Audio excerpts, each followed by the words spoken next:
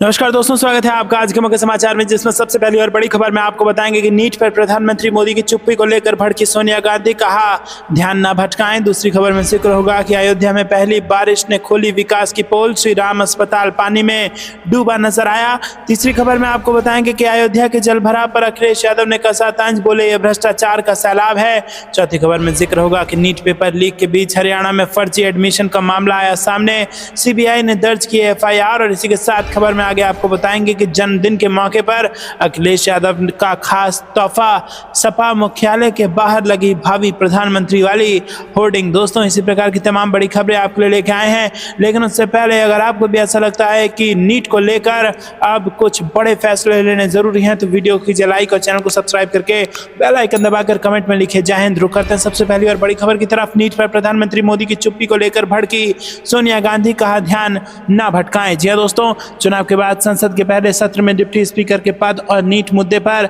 सरकार और विपक्ष के बीच तीखी नोकझोंक जारी है। इस बीच कांग्रेस की पूर्व अध्यक्ष और राज्यसभा सांसद सोनिया गांधी ने प्रधानमंत्री मोदी पर इन मुद्दों को लेकर जमकर निशाना साधा है। उन्होंने कहा कि प्रधानमंत्री नरेंद्र मोदी आम सहमति के मूल्य का उपदेश देते हैं, जबकि वो टकराव को बढ़ावा देते हैं। द हिंदू में एक संपादकीय में सोनिया गांधी ने कहा कि प्रधानमंत्री मोदी अभी तक लोकसभा चुनाव के नतीजों को स्वीकार नहीं कर पाए हैं, जिसमें एनडीए मुश्किल से सरकार बना पाई है। और सोनिया गांधी ने कहा कि प्रधानमंत्री ऐसे काम कर रहे हैं जैसे कुछ बदला ही ना हो। वो आम सहमति के मूल्य का उपदेश देते हैं, लेकिन टकराव को महत्व देते हैं। एक बार फिर कांग्रेस संसदीय दल की अध्यक्ष बनाई गई सोनिया गांधी ने कहा कि परंपरा के अनुसार लोकसभा में उपाध्यक्ष का पद विपक्ष को दिया जाना चाहिए। उन्होंने कहा कि ये पूरी तरह से उचित अनुरोध था, लेकिन सरकार ने इस मांग को खारिज कर दिया है। 17वीं लोकसभा में भी उपाध्यक्ष के संवैधानिक पद को नहीं भरा गया था। एनडीए सरकार के पहले कार्यकाल में एआईएडीएमके के एम थंबीदुरई, जो उस समय भाजपा की सहयोगी थी, उपाध्यक्ष थे, लेकिन 2019 और 24 के बीच ये पद खाली था। भाजपा द्वारा आपातकाल का मुद्दा उठाकर कांग्रेस पर हमला करने का जवाब देते हुए सोनिया गांधी ने कहा कि संविधान पर हमले से ध्यान हटाने के लिए प्रधानमंत्री ने इस मुद्दे को उठाया है। और गांधी ने कहा कि यह आश्चर्यजनक है कि स्पीकर ने भी इस मुद्दे को उठाया, जबकि उनसे निष्पक्षता की उम्मीद रखी जाती है। नीट पेपर लीक मामले पर चुप रहने के लिए प्रधानमंत्री नरेंद्र मोदी पर निशाना साधते हुए सोनिया गांधी ने कहा कि इस घोटाले ने हमारे लाखों युवाओं के जीवन को अस्त व्यस्त कर दिया है। उन्होंने कहा कि प्रधानमंत्री जो अपनी परीक्षा पर चर्चा करते हैं वो लीक पर पूरी तरह से चुप है, जिसने देश भर में इतने सारे परिवारों को तबाह कर दिया है। पूर्व कांग्रेस प्रमुख ने मई 2023 में राज्य में संघर्ष शुरू होने के बाद से संघर्षरत मणिपुर का दौरा न करने के लिए प्रधानमंत्री पर भी हमला किया। कुकी और मैती समुदाय के बीच संघर्ष के कारण सैकड़ों लोग मारे गए हैं और हजारों लोग विस्थापित हुए हैं। सोनिया गांधी ने लिखा कि इस सबसे संवेदनशील राज्य में सामाजिक सद्भाव बिखर गया है और फिर भी प्रधानमंत्री को ना तो राज्य का दौरा करने का और ना ही यहाँ के नेताओं से मिलने का समय मिल रहा है और ना ही इच्छा। दोस्तों, रुक करते हैं अगली ब्रेकिंग न्यूज की तरफ। अयोध्या में पहली बारिश ने खोली विकास की पोल, श्री राम अस्पताल पानी में डूबा नजर आया। जी हाँ दोस्तों, रामनगरी अयोध्या क्या अब राम भरोसे है? इस सवाल का जवाब बारिश में अयोध्या से आती कुछ तस्वीरें दे रही हैं। यहाँ अयोध्या की हाईटेक सड़क, रामपथ और जन्मभूमि पथ, जिधर से राम भक्त राम मंदिर में प्रवेश करते हैं, वहाँ पानी ही पानी नजर आ रहा है, मानो यहाँ सरयू की लहरें बह रही हों। इतना ही नहीं, अयोध्या की सुरक्षा में तैनात सुरक्षा कर्मियों के कैंप में भी बारिश का पानी घुस गया है। इसके अलावा अयोध्या समेत आसपास से आए श्रद्धालुओं को इलाज देने वाला श्री राम अस्पताल भी बारिश की पानी के दलदल में डूबा नजर आ रहा है। और शासन प्रशासन को करोड़ों रुपए का विकास करना तो दिखा, लेकिन बारिश के पानी की निकासी की व्यवस्था को लोगों ने नजरअंदाज कर दिया। ऐसे में अयोध्या के विकास की पोल तब खुली जब जन्मभूमि पथ बिरला धर्मशाला के सामने पानी ही पानी नजर आया। और यहाँ से राम भक्त प्रभु राम के मंदिर में दर्शन करने के लिए जाते हैं, लेकिन जिनके पैर पखारने का कार्य अयोध्या के माननीय लोगों द्वारा कराया गया है, उनसे पूछो मत। 2 घंटे की बारिश में मौसम का बेईमान बताकर अयोध्या के कर्ता धर्ता भले ही विकास का ढिंढोरा पीट रहे हों, लेकिन जमीनी हकीकत कुछ और ही बयां कर रही है। हल्की सी बारिश में जन्मभूमि पथ तक बारिश के पानी और नाली के पानी से राम भक्त जाने को मजबूर हैं। रुक करते हैं अगली ब्रेकिंग न्यूज की तरफ। अयोध्या के जलभराव पर अखिलेश यादव ने कसा तंज, बोले ये भ्रष्टाचार का सैलाब है। जी हाँ दोस्तों, देश के अलग अलग हिस्सों में अब बारिश की शुरुआत हो चुकी है। कुछ जगहों पर मानसून पहुंच चुका है तो कुछ स्थानों पर मानसून का आना बाकी है, लेकिन पहली ही बारिश ने अब अब अयोध्या के लोगों को परेशान करना शुरू कर दिया है। दरअसल अयोध्या में हुई बारिश के कारण अयोध्या के अलग अलग इलाकों में लोग जल भराव का सामना कर रहे हैं। जिन लोगों के घरों में बाढ़ का पानी घुसा है उन्हें अपने घर को छोड़कर कहीं और विस्थापित होना पड़ रहा है। शहर की सीवर लाइन खराब होने के कारण लोगों के गंदे पानी में घुसकर एक स्थान से दूसरे स्थान तक जाना पड़ रहा है। वहीं रामनगरी की ऐसी स्थिति पर अब समाजवादी पार्टी के मुखिया अखिलेश यादव ने तंज कसा है। सोशल मीडिया साइट एक्स पर उन्होंने एक वीडियो पोस्टर शेयर किया और इसे शेयर करते हुए उन्होंने लिखा कि ये जो हर तरफ भ्रष्टाचार का सैलाब है उसके लिए भाजपा जिम्मेदार है। बता दें कि अखिलेश यादव ने जिस वीडियो को शेयर किया है उसमें अयोध्या की जल भराव को दिखाया गया है। जल भराव की समस्या को लेकर अखिलेश यादव से पहले उनकी पार्टी के अयोध्या से सांसद अवधेश प्रसाद ने बयान दिया था। उन्होंने कहा था कि अयोध्या की जो बदहाल तस्वीर निकलकर सामने आ रही है उसको जाकर मैं खुद देखूंगा। उन्होंने कहा कि अयोध्या के हालात खराब देखने के बाद मैं सरकार से जवाब मांगने का काम करूंगा। शुक्रवार को सत्र खत्म होगा, फिर अयोध्या जाऊंगा और 29 तारीख को जाकर मौके पर देखूंगा, फिर जिम्मेदार लोगों से जवाब लूंगा। रुक करते हैं अगली ब्रेकिंग न्यूज की तरफ। नीट पेपर लीक के बीच हरियाणा में फर्जी एडमिशन का मामला आया सामने। सीबीआई ने दर्ज की एफआईआर। जी हां दोस्तों, आपको बता दें कि नीट यूजी और यूजीसी नेट पेपर लीक मामले की जांच के बीच सीबीआई ने हरियाणा के हजारों सरकारी स्कूलों में फर्जी दाखिले के मामले में एफआईआर दर्ज की है। 2014 से 16 के बीच कथित रूप से 4 लाख छात्रों के फर्जी एडमिशन करने के मामले में 3 एफआईआर दर्ज की गई है। फिलहाल ये FIR Haryana primary education department के अज्ञात अधिकारियों, टीचरों और कर्मचारियों के खिलाफ दर्ज की गई है। सीबीआई के एक अधिकारी ने बताया कि हरियाणा और पंजाब हाईकोर्ट के आदेश अनुसार ये मामले दर्ज किए गए हैं। मामला 2014 से 16 के बीच का है और इस दौरान हरियाणा के हजारों सरकारी स्कूलों में 22 लाख छात्रों के एडमिशन हुए। अचानक स्कूलों में बड़े स्तर पर स्टूडेंट का ड्रॉप आउट होना शुरू हो गया। शुरुआत में मामले में 1-2 स्कूलों की जांच कराई गई।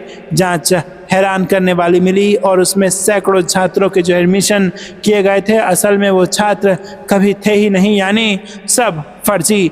मामले की गंभीरता को समझते हुए बाद में बड़े स्तर पर हरियाणा के तमाम सरकारी स्कूलों की जांच कराई गई और इसके लिए एसआईटी का गठन भी किया गया। रुक करते हैं अगली ब्रेकिंग न्यूज की तरफ। जन्मदिन के मौके पर अखिलेश यादव को खास तोहफा, सपा मुख्यालय के बाहर लगी भावी पीएम वाली होर्डिंग। जी हां दोस्तों, लोकसभा चुनाव 2024 में देश की तीसरी सबसे बड़ी पार्टी बनने के बाद समाजवादी पार्टी के कार्यकर्ताओं में भारी उत्साह देखने को मिल रहा है। वो राष्ट्रीय राजनीति में अखिलेश यादव की बड़ी भूमिका देखने लगे हैं। कार्यकर्ताओं की चाहत अब उन्हें देश के प्रधानमंत्री के रूप में देखने की है। अखिलेश यादव के जन्मदिन से 2 दिन पहले उन्हें देश का भावी प्रधानमंत्री बताते हुए शुभकामनाएं दी गई। लखनऊ स्थित सपा मुख्यालय के बाहर अखिलेश यादव की तस्वीर वाली होर्डिंग में उन्हें भावी प्रधानमंत्री बताया गया है।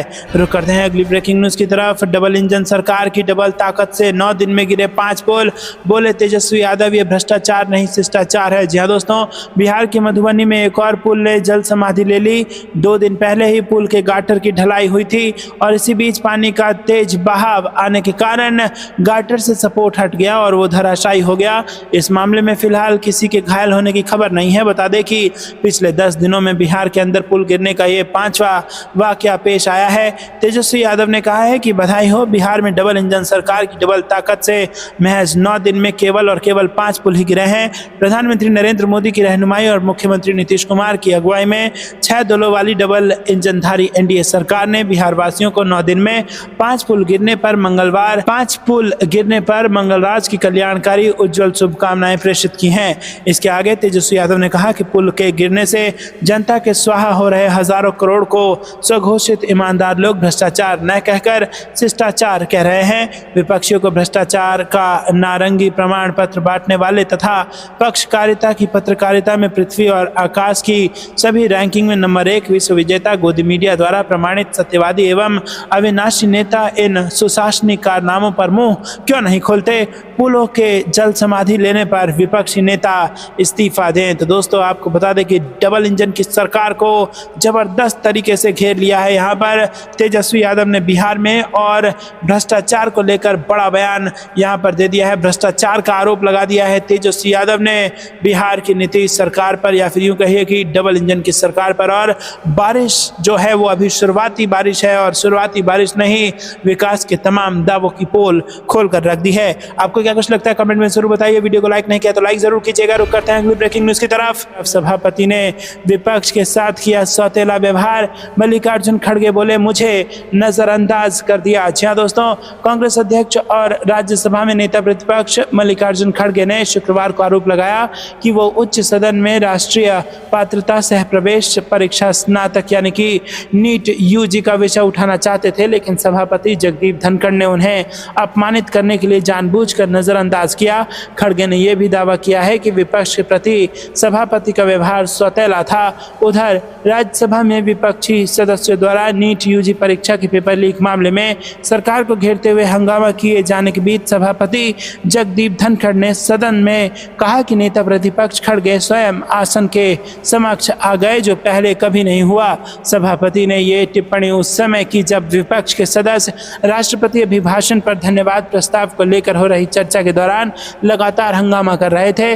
नीट यूजी से जुड़ी कथित अनियमितताओं, राष्ट्रीय परीक्षा एजेंसी एनटीए की नाकामी और पेपर लीक से जुड़े मुद्दों पर विपक्षी सदस्य सुबह सदन की कार्रवाई शुरू होने के बाद से ही चर्चा कराने की मांग पर हंगामा कर रहे थे। बाद में खड़गे ने एक्स पर पोस्ट किया कि गत 7 वर्षों में 70 पेपर लीक हुए हैं, करोड़ों युवाओं से मोदी सरकार ने विश्वासघात किया है। और उन्होंने कहा कि हम नीट घोटालों पर नियम 267 के तहत सदन में चर्चा कर पीड़ित लाखों युवाओं की आवाज उठाना चाहते हैं। इसीलिए लोगों की समस्या पर ध्यान आकर्षित करने के लिए हमने एक विशेष चर्चा के लिए कहा, और हम किसी को परेशान नहीं करना चाहते, हम केवल छात्रों के मुद्दों को उठाना चाहते थे, लेकिन उन्होंने इसका मौका नहीं दिया और इस पर ध्यान ही नहीं दिया। रुक करते हैं अगली ब्रेकिंग न्यूज की तरफ। अब क्या सबूत चाहिए, तुरंत गिरफ्तारी हो। राजभर के विधायक बेदीराम पर अखिलेश यादव ने योगी सरकार को घेरा। जी हाँ दोस्तों, एनडीए सहयोगी ओपी राजभर की पार्टी सुभाषपा के विधायक बेदीराम को लेकर यूपी की योगी सरकार घिरती जा रही है। पेपर लीक को लेकर विधायक बेदीराम का वीडियो सामने आने के बाद भी उनकी गिरफ्तारी नहीं होने पर अब समाजवादी पार्टी के अध्यक्ष अखिलेश यादव ने सीधे मोर्चा खोल दिया है। बेदीराम की गिरफ्तारी की मांग करते हुए अखिलेश यादव ने उनका एक video social media platform x पर पोस्ट किया। वीडियो के साथ अखिलेश यादव ने लिखा कि अब क्या सबूत चाहिए। वीडियो में बेदीराम सीएम योगी से भी मुलाकात करते दिखाई दे रहे हैं। गौरतलब है कि ओपी राजभर की पार्टी सुभाषपा के विधायक बेदीराम का एक वीडियो बुधवार से सोशल मीडिया पर वायरल है, और इस वीडियो में बेदीराम पेपर लीक करने और नौकरी दिलाने के गुर बता रहे हैं। बेदीराम वैसे पहले भी पेपर लीक के मामले में जेल जा चुके हैं, और अब उनका वीडियो सामने आने के बाद सपा समेत विपक्षी पार्टियां हमलावर हैं। बेदीराम से जुड़ा ओपी राजभर का भी एक वीडियो गुरुवार को वायरल हुआ, और इसमें ओपी राजभर जुगाड़ से नौकरी दिलाने की बात कहते हुए बेदीराम की तारीफ कर रहे हैं। ये भी कह रहे हैं कि बेदीराम अब तक लाखों चेलों को नौकरी दिला चुके हैं। दोस्तों, आपको बता दें कि यहाँ पर बड़ी खबर आ रही है, और सबूत के साथ अखिलेश यादव कह रहे हैं कि अब और कौन सा सबूत चाहिए, तुरंत गिरफ्तारी हो जानी चाहिए। रुक करते हैं अगली ब्रेकिंग न्यूज की तरफ। क्या विपक्ष की आवाज दबाने के लिए होगा संविधान का विरोध, लोकसभा अध्यक्ष ओम बिरला पर भड़की प्रियंका गांधी। जी हाँ दोस्तों, 18वीं लोकसभा के पहले संसद सत्र के दौरान कांग्रेस महासचिव प्रियंका गांधी ने लोकसभा अध्यक्ष ओम बिरला पर निशाना साधा और कहा कि सत्ताधारी पार्टी के सदस्यों को असंसदीय और असंवैधानिक नारे लगाने से नहीं रोका गया। दरअसल चुने गए नए सांसदों के शपथ ग्रहण के दौरान ज्यादातर विपक्षी सांसदों ने जय संविधान के नारे लगाए थे। इनके साथ ही कांग्रेस के वरिष्ठ नेता शशि थरूर ने भी शपथ के बाद जय संविधान कहा, और इस बात पर कांग्रेस सांसद दीपेंद्र हुड्डा ने शशि थरूर का साथ दिया और सदन में खड़े होकर कहा कि इस पर किसी को आपत्ति नहीं होनी चाहिए, लेकिन स्पीकर ओम बिरला भड़क गए। और अब इसके बाद प्रियंका गांधी ने ओम बिरला पर हमला बोला है। उन्होंने कहा है कि कांग्रेस नेता प्रियंका गांधी ने सवाल उठाए और पूछा कि क्या संसद में जय संविधान नहीं कहा जा सकता। एक्स पर एक सोशल मीडिया पोस्ट में उन्होंने लिखा कि क्या भारतीय संसद में जय संविधान का नारा नहीं लगाया जा सकता। सत्ता में बैठे लोगों को संसद में असंसदीय और असंवैधानिक नारे लगाने से नहीं रोका गया, लेकिन जब एक विपक्षी सांसद ने जय संविधान का नारा लगाया, चुनाव के दौरान उभरी संविधान विरोधी भावना ने अब एक नया रूप ले लिया है जो हमारे संविधान को कमजोर करना चाहता है। तो दोस्तों, आपको क्या कुछ लगता है कमेंट में जरूर बताइए। वीडियो को लाइक नहीं किया तो लाइक जरूर कीजिएगा। रुक करते हैं अगली ब्रेकिंग न्यूज की तरफ। इंडिया ब्लॉक में जल्द होगा नीतीश कुमार की वापसी, आरजेडी विधायक का दावा। जी हां दोस्तों, एक तरफ बिहार के मुख्यमंत्री और जनता दल यूनाइटेड के चीफ नीतीश कुमार एनडीए गठबंधन का हिस्सा बने हुए हैं, वहीं दूसरी तरफ इंडिया ब्लॉक और खास तौर पर आरजेडी को उनसे एक अलग ही उम्मीद है। तो दोस्तों, यहाँ पर बड़ी खबर आ रही है। लालू यादव के नेतृत्व वाली राष्ट्रीय जनता दल के विधायक भाई वीरेंद्र ने दावा किया है कि बिहार सीएम नीतीश कुमार जल्द ही भारतीय जनता पार्टी का साथ छोड़ देंगे, जिसके बाद बीजेपी साफ हो जाएगी और बीजेपी से अलग होने के बाद नीतीश कुमार इंडिया ब्लॉक में वापस आ जाएंगे। इसके बाद बिहार में भी भाजपा नहीं रहेगी। तो दोस्तों, यहाँ पर बड़ी खबर आ रही है और आरजेडी ने बड़ा दावा कर दिया है और उनका दावा साफ साफ है कि जेडीयू जो है, नीतीश कुमार जिसके मुखिया हैं और चीफ मिनिस्टर हैं बिहार के, वो अगर एनडीए छोड़ करके, भाजपा को छोड़ करके इंडिया गठबंधन में वापस आ जाते हैं तो ना ही बिहार की सत्ता एनडीए के हाथ में रहेगी और ना ही केंद्र पर काबिज हो पाएंगे प्रधानमंत्री मोदी प्रधानमंत्री की सीट पर। तो दोस्तों, यहाँ पर एक बड़ी खबर आ रही है और कभी भी प्रधानमंत्री की सीट जो है मोदी जी से छीनी जा सकती है और केंद्र की सरकार को गिराई जा सकती है अगर इंडिया गठबंधन में वापस आ जाते हैं नीतीश कुमार। जी हाँ दोस्तों, दरअसल जब बिहार के भाजपा नेता अश्विनी चौबे से आगे एनडीए के नेतृत्व को लेकर के सवाल किया गया तो उन्होंने कहा कि इस बार बिहार में एनडीए को भाजपा के नेतृत्व में चुनाव लड़ना चाहिए और भाजपा के नेतृत्व में एनडीए की सरकार बनानी चाहिए। तो दोस्तों, यहाँ पर देखा जा सकता है कि कैसे अश्विनी चौबे ने कहा है कि अब की बार एनडीए को बिहार में जो है वो भाजपा को आके लेकर के चलना चाहिए, जो नीतीश कुमार को बिल्कुल अच्छा नहीं लगेगा। और अगर वापस नीतीश कुमार ने अगर सत्ता पलट दिया, पलटी मार ली और वापस जेडीयू आरजेडी एक साथ हो गई तो भाजपा को बिहार और केंद्र दोनों जगह झटका लग सकता है। आपको क्या लगता है दोस्तों? कमेंट जरूर बताएगा। इस वीडियो को लाइक जो करेगा। रुक करता है अगली खबर की तरफ। संविधान पर हर हमले का पूरी ताकत से जवाब देकर उसकी रक्षा करेंगे।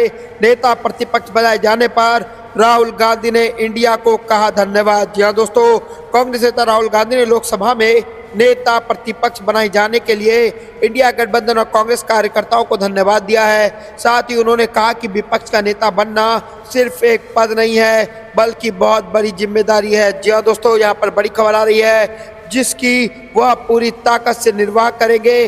कांग्रेस के पूर्व अध्यक्ष ने देश की जनता से कहा कि नहीं, यहाँ पर आपके लिए हूँ, आपका हूँ। तो दोस्तों, राहुल गांधी ने सोशल मीडिया प्लेटफॉर्म एक्स पर लिखा कि देश की जनता, कांग्रेस के कार्यकर्ताओं और इंडिया के सहयोगियों का मुझ पर भरोसा जताने के लिए दिल से धन्यवाद। विपक्ष का नेता सिर्फ एक पद नहीं है, यह आपकी आवाज़ बनकर आपके हितों और अधिकारों की लड़ाई लड़ने की बहुत बड़ी जिम्मेदारी है। उन्होंने आगे लिखा कि हमारा संविधान गरीब, वंचित, अल्पसंख्यकों, किसानों, मजदूरों का सबसे बड़ा हथियार है और हम उस पर किए गए हमलों का पूरे ताकत से जवाब देकर उसकी रक्षा करेंगे। तो दोस्तों, यहाँ पर बता दें कि कांग्रेस अध्यक्ष मल्लिकार्जुन खड़गे के आवास पर मंगलवार को इंडिया गठबंधन की बैठक हुई थी। इस बैठक में गठबंधन के लगभग सभी पार्टी के नेता शामिल हुए और बैठक में राहुल गांधी को नेता प्रतिपक्ष चुना गया है। तो दोस्तों, यहाँ पर नेता प्रतिपक्ष चुने जाने पर राहुल गांधी ने संविधान पर हर हमले का पूरी ताकत से जवाब देकर उसकी रक्षा करेंगे और नेता प्रतिपक्ष बनाए जाने पर राहुल गांधी ने इंडिया गठबंधन और पूरे देश को धन्यवाद किया है और भाजपा सरकार को घेरते हुए कहा है कि अगर अब किसान या वंचित लोगों पे कोई भी ऐसा प्रहार किया जाएगा तो उसको नेता प्रतिपक्ष के तौर पर रोकने की जिम्मेदारी अगर किसी की होगी तो राहुल गांधी की होगी। दोस्तों, आपको क्या कुछ लगता है? कमेंट जरूर बताएगा। इस वीडियो को लाइक जरूर करिएगा। रुक करते हैं अगली खबर की तरफ। कर्ज का ब्याज चुकाने के लिए कर्ज ले रही है मध्य प्रदेश सरकार, गलत आर्थिक नीतियों का है नतीजा, कमलनाथ। जी हाँ दोस्तों, मध्य प्रदेश सरकार पर बढ़ते कर्ज को लेकर के कांग्रेस के नेता और पूर्व मुख्यमंत्री कमलनाथ ने बड़ा हमला बोला है। कमलनाथ ने आरोप लगाया कि राज्य सरकार कर्ज का ब्याज चुकाने के लिए भी कर्ज ले रही है। उन्होंने कहा कि मध्य प्रदेश सरकार वित्तीय वर्ष 2024-25 के लिए 88,000 करोड़ रुपए का कर्ज लेने जा रही है। पहले से ही मध्य प्रदेश पर 3.5 लाख करोड़ से ज्यादा का कर्ज है। वर्तमान प्रस्तावित कर्ज के बाद मध्य प्रदेश पर लगभग 4.38 लाख करोड़ का कर्ज हो जाएगा। तो दोस्तों, कर्ज में डूबी मध्य प्रदेश सरकार की हालत यह हो चुकी है कि अब उन्हें कर्ज का ब्याज चुकाने के लिए भी कर्ज लेना पड़ता है। यह गलत आर्थिक नीतियों और यहाँ पर निर्णयों की देन है। जो दोस्तों, यहाँ पे कांग्रेस के वरिष्ठ नेता कमलनाथ का आरोप है कि मध्य प्रदेश की भाजपा सरकार लगातार कर्ज लेकर ठेका देना और कमीशन बटोरने में लगी रहती है और जनता पर कर्ज का बोझ बढ़ता जा रहा है। तो दोस्तों, यहाँ पर कमलनाथ ने बुरी तरीके से मध्य प्रदेश में मोहन यादव सरकार को घेर लिया है और साफ साफ कह दिया है कि कर्ज का लोन चुकाने के लिए भी अगर कर्ज लेना पड़े प्रदेश को, तो यहाँ पर जो है वो जो नीति बनाई जा रही है उस नीति में कोई गड़बड़ी है। तो दोस्तों, उन्होंने राज्य के मुख्यमंत्री डॉक्टर मोहन यादव को सुझाव देते हुए कहा कि प्रदेश की जनता को और ज्यादा कर्ज के बोझ में दबाने की बजाय प्रदेश पर मौजूदा कर्ज को चुकाने और कर्ज मुक्त मध्य प्रदेश बनाने की दिशा में पहल करें। तो दोस्तों, यहाँ पर बड़ी खबर आ रही है और मध्य प्रदेश बुरी तरीके से यहाँ पर कर्ज में डूब चुकी है और कर्ज का ब्याज चुकाने के लिए भी कर्ज ले रही है मध्य प्रदेश सरकार। और ये सब अगर किसी की गलती है तो ये गलत आर्थिक नीतियों का नतीजा है।